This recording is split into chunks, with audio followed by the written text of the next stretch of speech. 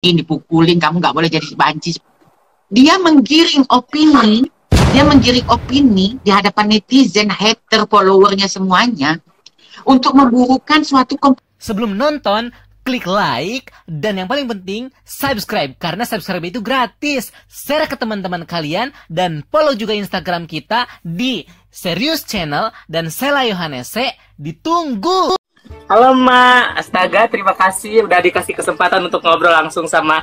Oke guys, sampai ketemu di channel gue yang sangat biasa aja ini. Tapi kali ini kita kedatangan tamu yang semoga ilmunya kita bisa ambil. Dan kalau misalnya ada yang salah-salah mungkin itu dari gue atau salah pertanyaannya. Tapi kita langsung tanya ke Ma.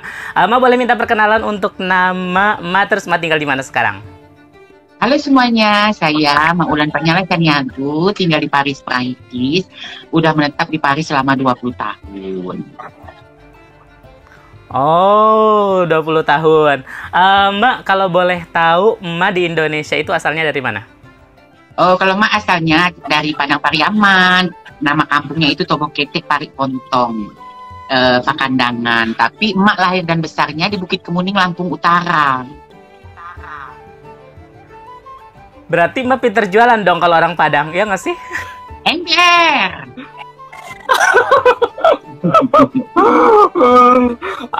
Maaf ya, ini kan apa namanya? Kalau aku podcast itu biasanya aku pengen tahu secara keseluruhan dari mulai awal sampai akhir-akhir gitu ya. Nah, aku tuh selalu pengen tanya karena apa? Karena menurut aku itu isu penting. Kenapa? Karena memang banyak sekali orang-orang di Indonesia yang belum tahu bagaimana cara menjadi diri sendiri dan bagaimana mengungkapkan diri sendiri terhadap orang lain. Kalau Mas sendiri merasa mulai kayak aku nih dari umur segini udah ngerasa kayaknya aku harusnya perempuan gitu. Itu sejak kapan tuh, Mak? Kalau Mak dari umur Emak sudah berakal 3 tahun 4 tahun itu, Mak kan dibesarkan di keluarga besar namanya di Bukit Kemuning, Lampung Utara, karena kakek nenek Mak kan buka restoran rumah makan di Antalingga, Sumatera, itu namanya Rumah Makan Setia Baru. Jadi kita tuh hidup semua di situ, di rumah makan itu, karena itu rumah makan besar. Jadi semua keluarga besar tuh tidak tinggal di situ. Nah, Mak dari kecil tuh Mak udah suka pakai baju perempuan, sudah suka pakai baju apa namanya tuh, sendal perempuan, apapun semuanya suka baju perempuan. Umur pas 4 SD itu, umur 4 tahun. Nah, kadang-kadang kakak-kakak Mak ini membiarkan aja gitu dong Mak pakai baju mereka itu, karena bagi mereka itu biar teman-teman mereka main gitu loh. Karena mereka nggak mau main sama laki-laki, mereka mau kan sama perempuan. Karena Mak pakai baju perempuan itu kecil-kecilnya, jadi mereka diajak main tuh Mak gitu sama kakak-kakak Mak yang perempuan-perempuan ini. Terus setelah setelah umur 6 tahun, karena Mak mau masuk SD, jadi paman Mak, adik maknya Mak itu udah marah-marah sekali tuh, bapak mau udah marah-marah sekali. Kamu nggak bisa pakai baju perempuan, kamu laki-laki katanya gitu. Aku pakai baju laki-laki. Udah tuh akhirnya Mak pakai baju laki-laki, tapi namanya naluri kita yang Mak pernah dibawa ke psikiater dengan orang tua bahwa di kromosom Mak dan tubuh Mak ini kebanyakan hormon perempuan. Jadi tetap aja dari kecil tuh kita udah jiwa kayak perempuan, mainnya sama perempuan, main-mainannya sama perempuan, apapun sama perempuan. Gak pernah mau main sama laki-laki. Yang ada kalau main sama laki-laki kita diresein. Ya kan? Mak sudah mulai diterima itu dari saudara-saudaranya. Tapi kalau jujur ke orang tua tuh kayak, Mah, Pak, aku nih kayaknya harusnya menjadi perempuan atau aku ingin menjadi perempuan. Itu sejak kapan tuh, Mak? Umur berapa Mak berani mengungkapkan diri kepada orang tua? Mak nggak pernah mengungkapkan tentang diri Mak karena orang tua dan keluarga besar sudah tahu bahwa Mak dari kecil. Dari kecil itu seperti apa?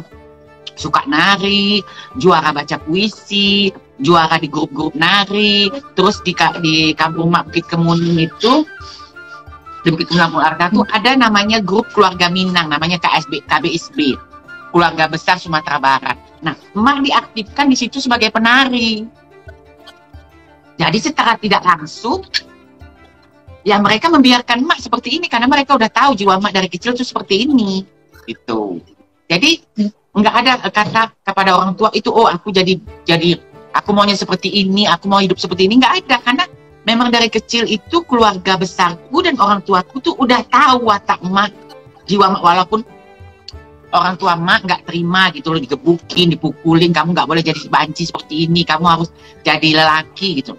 Tapi tetap aja kita tetap seperti ini, jadi lama-lama ya keluarga, orang tua, keluarga ya bosan gitu loh mengingatkan kita, karena kita tetap ingin seperti ini. Ya udah, jadi emak pakai baju perempuan tuh dari SMP, SMA tuh udah nggak ada apa-apa lagi dengan keluarga. Udah nggak ada masalah lagi dengan keluarga. Dan lagi di sekolah pun, misalnya di SMP, di SMA, apalagi kalau olahraga, guru olahraga tahu banget kalau kita kan perempuan. Jadi misalnya kelompok perempuan itu kurang anggotanya, emak dimasukin ke situ. Misalnya mau main poli kek, mau main kasti kek, mau main ini apa namanya itu tarik tambang kek, mau main ini apa namanya itu apakah itu apa namanya tenis meja kayak apa, pokoknya yang olahraga yang untuk perempuan. Kalau kekurangan grup, emak dimasukin tuh di situ sama guru gitu loh, nggak apa-apa.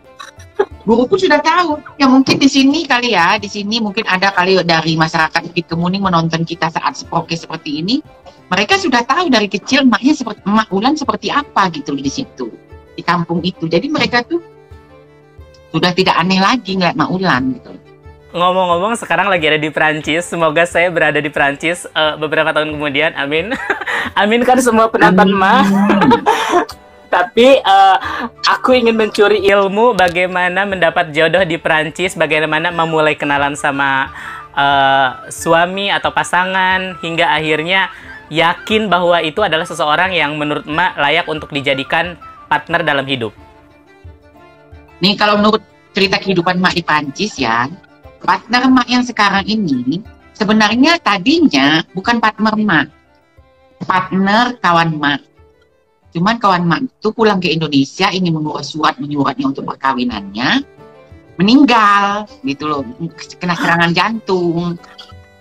Nah saat itu yang Pak suami Emak sekarang ini waktu itu kan menjadi pacarnya Emak, menjadi pacarnya teman Emak kan. Nah jadi dia mencari teman curhat, Emak yang ditemui jadi teman curhatnya itu tahun 2003. Tahun 2003 bulan Agustus.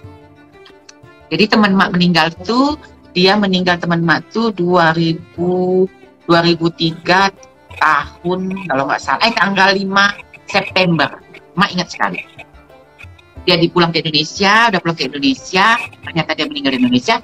Akhirnya yang pacaran teman Emak ini menemuin Emak tuh teman curhat gitu loh.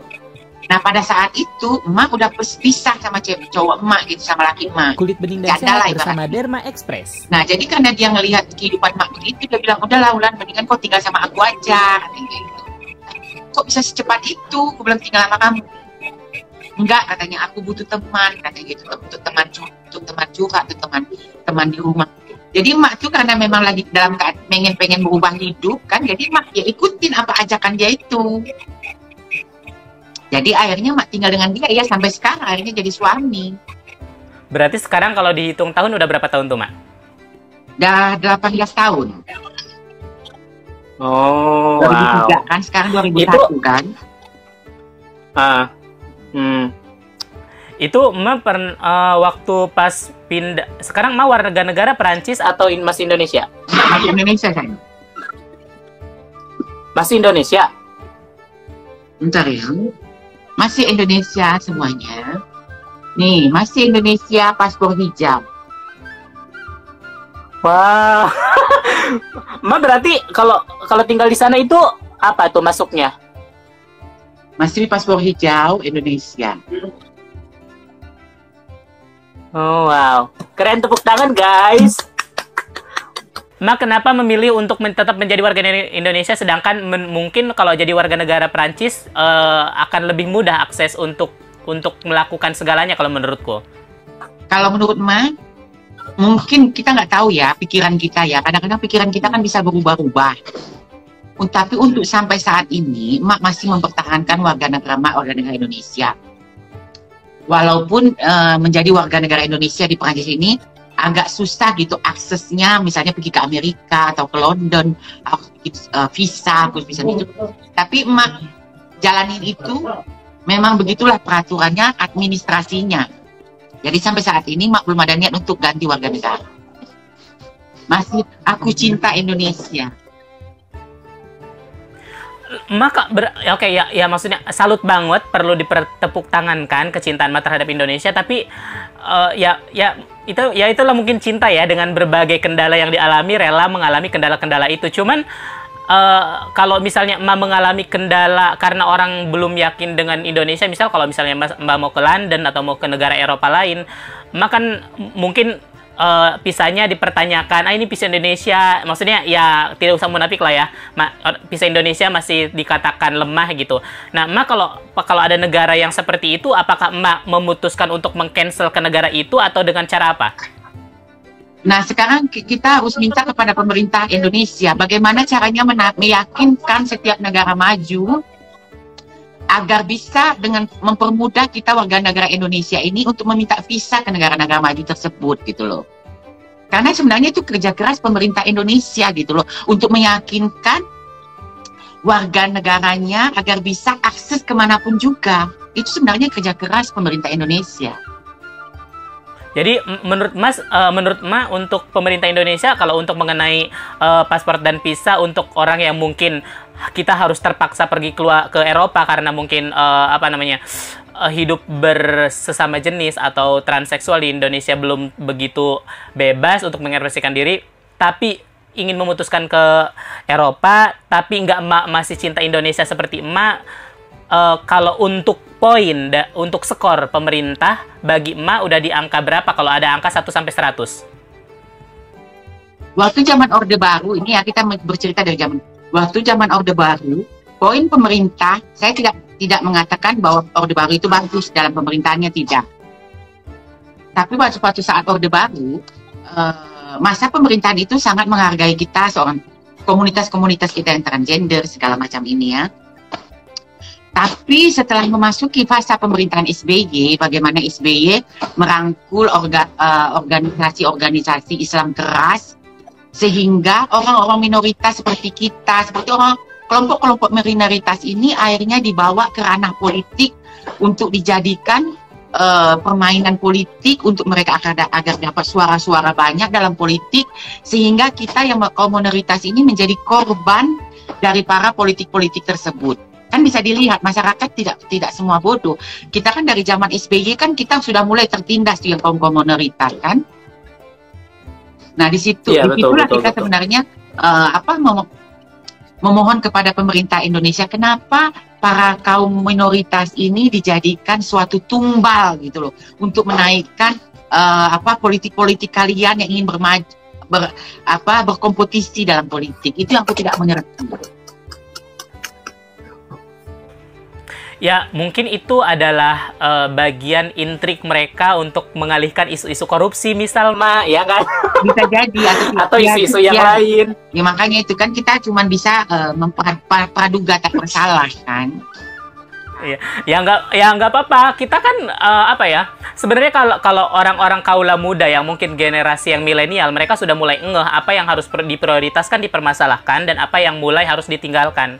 Dan semoga dengan adanya podcast ini, yang orang bisa ngelihat orang yang sudah lebih berwawasan seperti Emma, yang pengalamannya sudah banyak, sudah bermulticultural dari beberapa negara, itu kan akan membuka semoga mata-mata yang masih tertutup gitu. Mudah-mudahan orang nonton ini tidak hanya ngejudge negatif, tapi melihat sisi positifnya. Nah, sekarang ini yang paling, guys, ini semuanya yang nonton, ini adalah part paling menarik aku ingin bahas dari tadi sama Emak.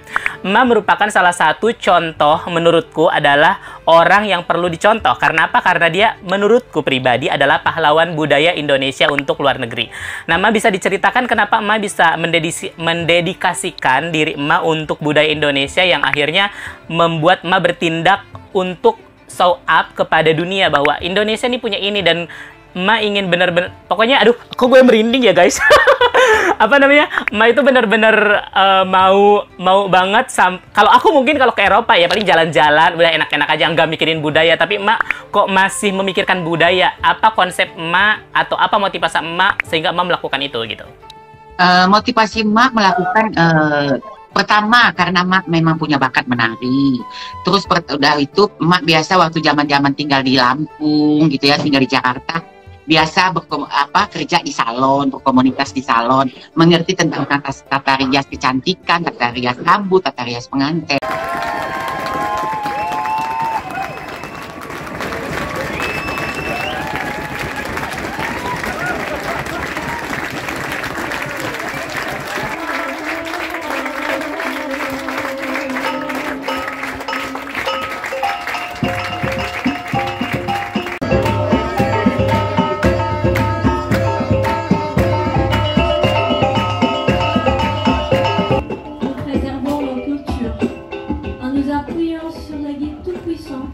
Que la fête du mariage commence, les mariés arrivent, tout le monde se réjouit.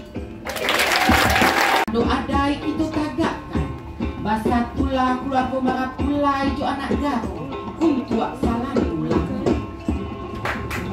Avec du bétail posé dans un petit bol, nous accueillons les parents du marié.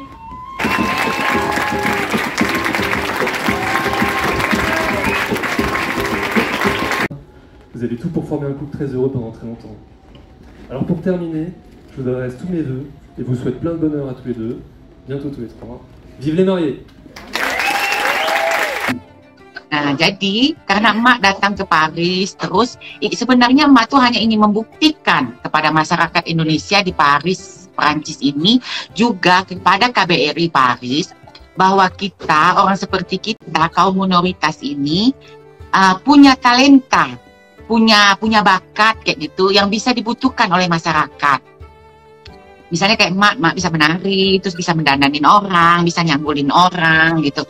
Dengan mendekatkan diri ke masyarakat seperti itulah emak ingin menunjukkan kepada masyarakat di Paris, Prancis ini bahwa kita kaum transgender ini ternyata kita tuh bisa gitu loh, bisa bermanfaat untuk masyarakat.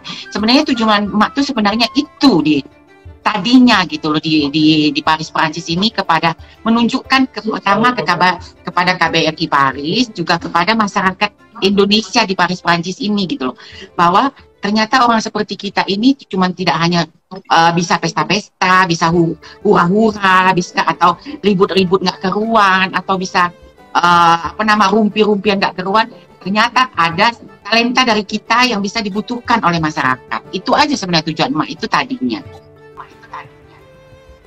Nah, setelah emak melakukan berbagai upaya untuk coba untuk coba memperlihatkan kepada beberapa negara bahwa di Indonesia ada yang seperti ini, yang indah, yang perlu kalian lihat. Apakah ada dari pemerintah yang mencoba untuk menghubungi emak, setidaknya memberikan support atau memberikan terima kasih atau simbol tertentu? Ada nggak sih? Nah, saya sebenarnya saya ini agak berkecil hati gitu loh ya, agak gimana ya, agak sedih sebenarnya saya ini memikirkan kaum saya sendiri ya, kaum saya yang transgender dan waria ini. Kenapa? Karena pada saat Pilpres dari tahun 2014 sampai 2019 di negeri orang tua saya sendiri, ranah Minangkabau, Sumatera Barat, bagaimana kaum kita ini menjadi bulian, menjadi cemoohan, menjadi hinaan karena diangkatnya oleh partai politik tertentu, bahwa kaum kita minoritas ini yang dianggap gerak neraka yang nantinya akan menjadi azab kubur, pokoknya segala macam lah yang susah kita untuk jelaskan. Makanya di situ saya bekerja keras bagaimana saya menunjukkan kepada masyarakat saya sendiri, asal orang tua saya sendiri, yaitu Minangkabau, Sumatera Barat, menunjukkan kepada mereka yang kalian hina itu ternyata orang seperti kalian bisa mengangkat martabat budaya kalian di Paris, Prancis ini gitu. Sebenarnya saya ingin menunjukkan kepada orang Minangkabau di Sumatera Barat sana juga, di mana saja berada, janganlah hina orang seperti kami ini. Kami pun bisa mengangkat harkat dan martabat, entah budaya, entah pariwisata, entah itu daerah manapun, sehingga kami pun bisa untuk kalian banggakan, walaupun mungkin kalian akan hina kami karena kami bertentangan dengan agama Islam, akan menjadi apa nantinya. Itu hanya kalau kami ingatkan kepada kalian semua, masalah dosa, pertanggungjawaban kami nanti kepada Tuhan, bukan kepada kalian semuanya. kita semua yang hidup dunia ini, dosa-dosa kita itu semua masing-masing kita tanggung jawabkan masing-masing kepada Tuhan. Itu saja. Nah, Mak, kalau misalnya semua transgender itu seperti Emak, itu kan sudah mencapai poin-poin yang optimal atau yang seharusnya seperti itu. Karena apa? Karena ya rajin berkarya, mencintai negaranya, dan berjuang untuk karya-karya negara kita. Tapi ada segelintir orang di Indonesia, misal entah itu termasuk komunitas ataupun ya dengan bendera yang warna-warni itu, ada juga orang yang tidak seperti Emak, yang mungkin hanya cari sensasi atau hanya cari dalam tanda kutip sesuatu yang mungkin kurang bermanfaat. Nah, Emak bagaimana melihatnya dan bagaimana pesan Emak untuk orang-orang seperti itu? Sebenarnya ya, kalau kita mau cerita, tidak hanya di kaum minoritas seperti kita aja, kelakuan orang bermacam ragam, bermacam rupa. Di luar kaum kita pun banyak orang yang sifatnya bermacam-macam. Cuman karena kita ini kaum minoritas, jadi apapun yang kita lakukan, misalnya kita melakukan hal yang tidak baik, akan cepat menjadi sorotan. Karena apa? Karena bagian yang kecil itu, kalau sesuatu yang aneh, akan cepat mendapat sorotan. Tapi kalau bagian yang besar, kalau melakukan hal yang aneh, tidak akan menjadi sorotan.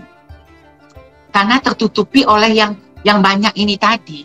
Tapi karena kita ini, yang kaum minoritas ini, karena memang kita ini kalau kita melakukan hal-hal yang tidak pada tempatnya, jadi kita akan cepat dapat sorotan gitu loh. Makanya saya ingatkan kepada kaum-kaum saya semuanya ini, kaum saya yang LGBTQ ini, kalau memang kita ingin dihargai, hargailah diri sendiri dulu.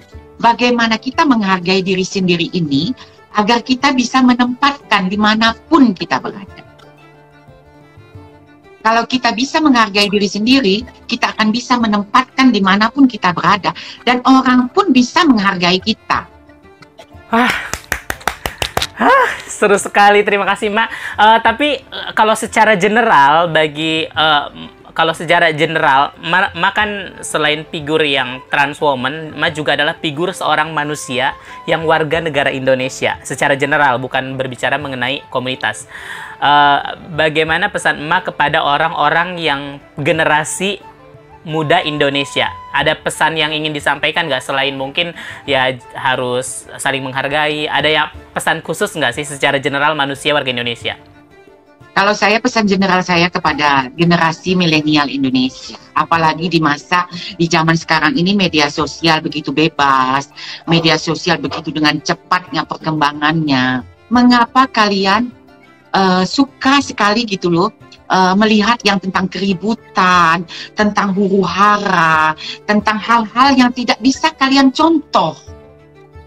Kalian suka tontonan seperti itu. Kenapa hal yang baik, hal yang patut kalian contoh, hal yang patut kalian tiru, hal yang patut kalian praktekkan, kenapa kalian tidak lihat?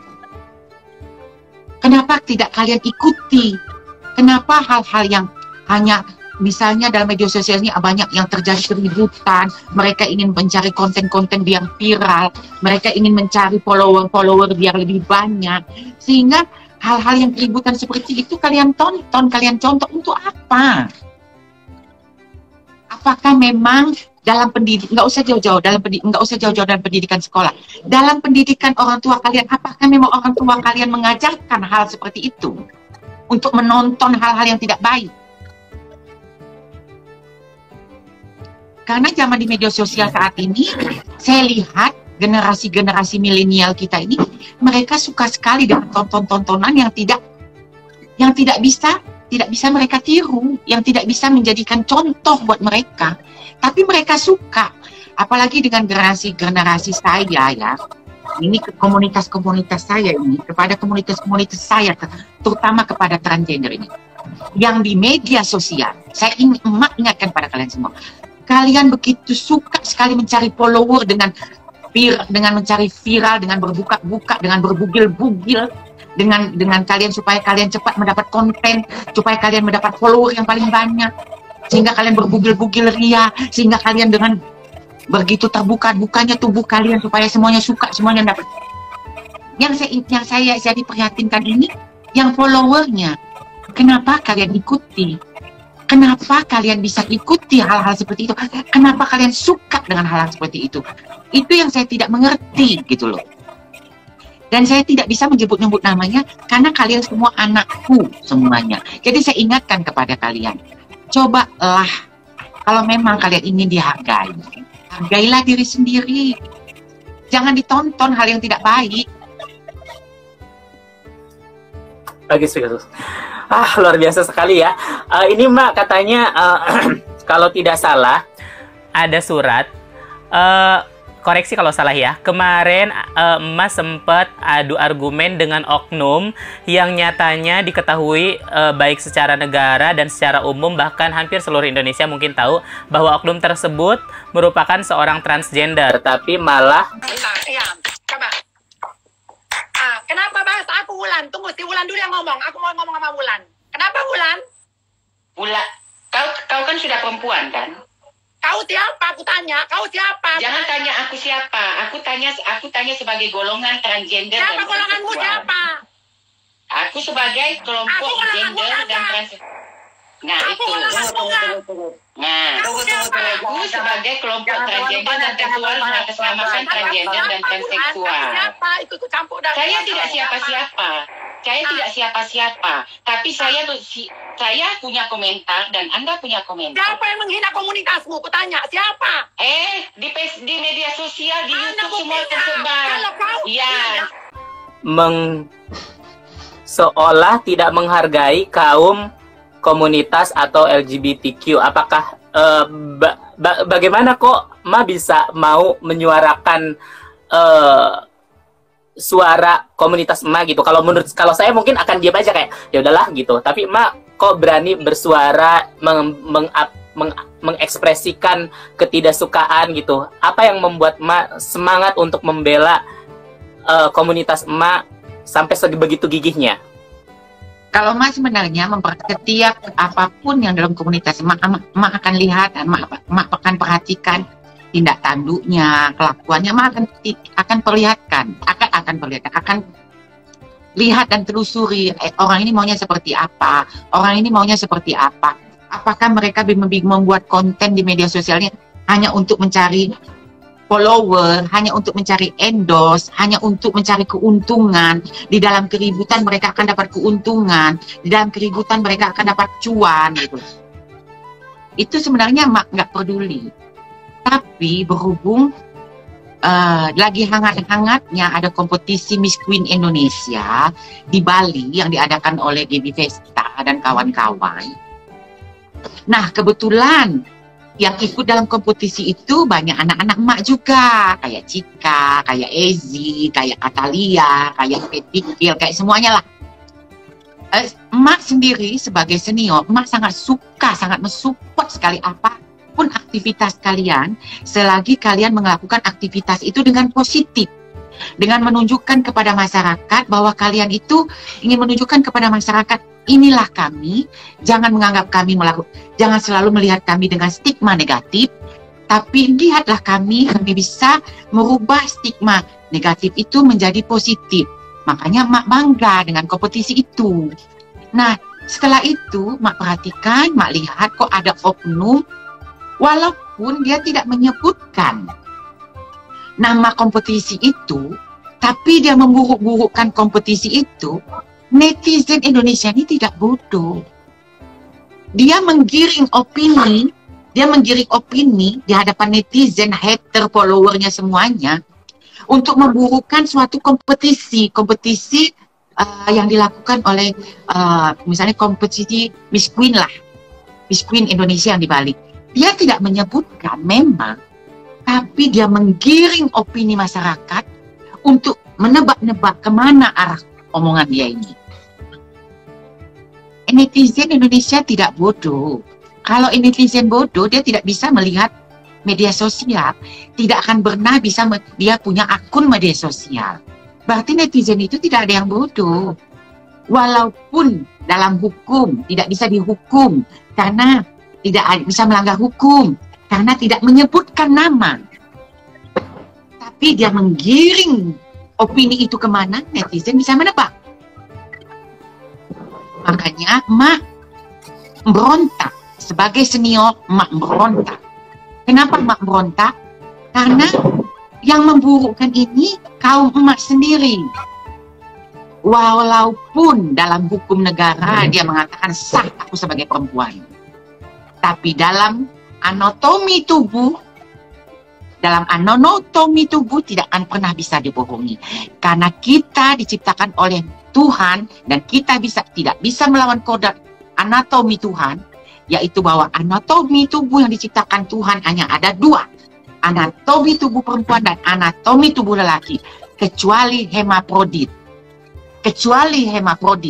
Kalau hemafrodit itu diciptakan Tuhan karena itu keanehan dunia yang diciptakan Tuhan. Tapi Tuhan menciptakan hanya dua anatomi tubuh dalam dunia ini, lelaki dan perempuan. Nah, Mak, kalau misalnya menurut pendapat pribadi tentang terjadinya hal seperti itu, kira-kira orang itu tuh sebenarnya motivasinya apa? Apakah motivasinya ingin mencari ketenaran atau mencari uang? Dan apakah tidak seharusnya kita lebih merasa kasihan kepada dia karena mungkin ada oknum yang tidak bisa berkarya, akhirnya ya udah dia melakukan itu? Apakah kita perlu kasihan atau bagaimana? Sebenarnya Mak kasihan melihatnya, kasihan karena sepertinya dia mencari uang di media sosial ini untuk hanya dengan mencari keributan. Kalau dengan prestasi mungkin dia tidak bisa melakukannya. Mungkin dengan keributan dia bisa mencari uang di media sosial. Kalau dengan prestasi mungkin lambat cara dia mendapatkan uang mungkin ya. Atau mungkin dengan prestasi dia lambat mendapat perhatian dari orang-orang banyak dari follower-followernya di media sosial. Seperti Mak tadinya tidak banyak orang mengenal Mak akuin itu.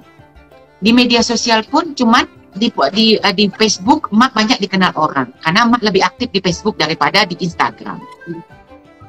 Mak akhirnya banyak dikenal orang di Instagram, ya karena dengan adanya keributan itu. Itu Mak nggak pungkiri, memang. Atau mungkin ada orang menganggap saya pansos dengan dia. Semua orang ini semua pansos. Ibaratnya saya kenal Miley Cyrus ibaratnya. Tiba-tiba Miley Cyrus mengajak saya live. Follower Miley Cyrus akan mengajak saya untuk melihat saya dan mengikuti saya juga akan menjadi follower saya. Dalam media sosial itu akan seperti itu perputarannya. Jadi yang dikatakan pansos-pansos itu semuanya menjadi pansos. Karena follower itu akan melompat ke sana ke sini. Nah, kalau ada orang, nah ini kan mungkin ya sebagian orang akan berpikir bahwa ini bukan sesuatu contoh yang baik gitu. Mungkin Emak bisa kasih bumbu-bumbu petuah untuk orang-orang yang masih muda agar janganlah seperti itu gitu. Tapi mungkin memang zamannya media sosial kali ya. Mungkin kalau tidak dengan adanya kehebohan, mungkin mereka tidak akan dikenal. Mungkin dengan tidak adanya keanehan, mungkin mereka tidak akan dikenal. Mungkin dengan tidak adanya huru-hara, mereka tidak akan dikenal.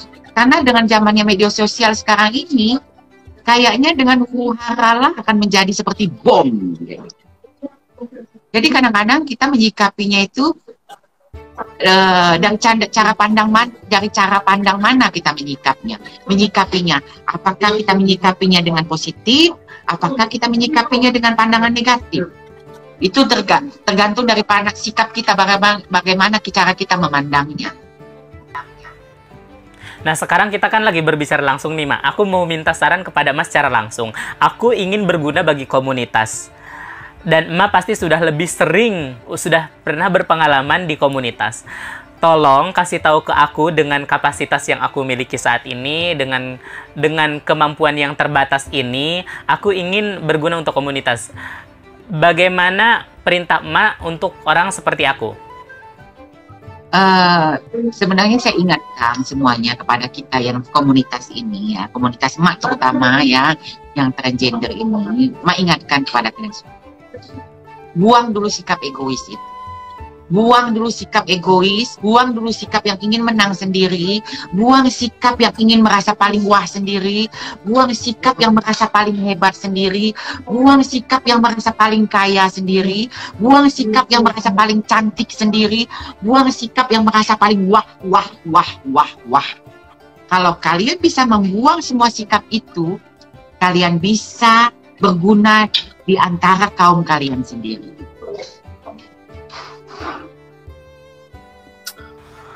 Terima kasih Ma, omongannya sangat berbobot sekali. Mungkin Ma untuk penutup ada topik yang ingin dibahas nggak untuk penonton Indonesia? Mungkin ada sesuatu yang mengganjal, mungkin Ma berpikir, aduh kok si Sheila ngebahasnya tentang ini terus, kok YouTube ini ngebahasnya tentang ini terus, YouTube ini ngebahasnya tentang itu terus. Padahal ada yang paling penting menurut Ma, tapi kok orang belum ngeh dan belum dibahas. Kira-kira ada nggak Ma? Silakan. Untuk terakhir, untuk untuk berbagi ilmu yang terakhir. Maksudnya untuk kali ini ya, nanti depan lagi. Membahas yang berulang-ulang itu. Tergantung orang menyikapinya. Apa kalian bosan dengan bahasan yang diulang-ulang itu? Kalau menurut emak, kenapa kalian bosan dengan bahasan? Sebenarnya bahasan yang diulang-ulang itu adalah untuk mengingatkan supaya kalian jangan lupa. Ibaratkan si Sheila tadi kok ngebahas itu terus, memang nggak ada bahasan yang lain. Sebenarnya diulang pembahasan itu supaya kalian tidak lupa gitu loh. Supaya kalian ingat terus dengan pembahasan itu gitu loh. Saya hanya mengingatkan kepada kalian semua ya, terutama kepada kaum saya yang transgender ini ya. Kalau memang kita ingin mau dihargai masyarakat, bagaimana cara kita membawakan diri kepada masyarakat? Pertama, rubahlah cara kita berpakaian. Berusahalah berdandan sebana mestinya, sebagaimana yang enak dipandang masyarakat, yang bagaimana enak dipandang orang semuanya. Tapi kadang-kala kaum kita ini kalau nggak menjadi sorotan, penyakitnya tidak puas. Kalau tidak menjadi jadi pandangan orang banyak, tidak puas. Kalau tidak dengan mencari keanehan gaya-gaya tertentu supaya orang melihat semua, tidak puas. Cuma ya itulah penyakit orang speaker. Cuma saya ingatkan semua, jagalah diri kalian agar kalian bisa dihargai masyarakat, agar kalian bisa dipandang masyarakat. Itu aja permintaan Mak kepada anak-anak Mak semuanya. Juga kepada masyarakat Indonesia, semuanya tanpa terkecuali. Hargailah kami, terimalah kami apa adanya, karena kami bagian juga dari manusia. Kami bukan binatang. Kami dilahirkan dari seorang ibu dilahirkan dari seorang ibu, dihamili dari seorang bapak. Kami bukan binatang, kami juga manusia. Hargailah kami karena kami juga bagian dari kalian.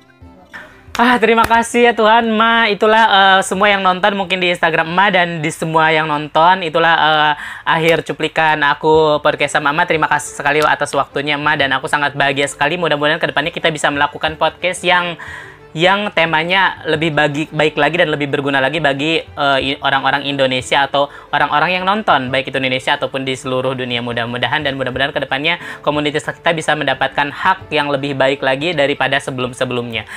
Oke, terima kasih Ma. Tapi ini udah ditutup ya guys untuk podcastnya. Terima kasih.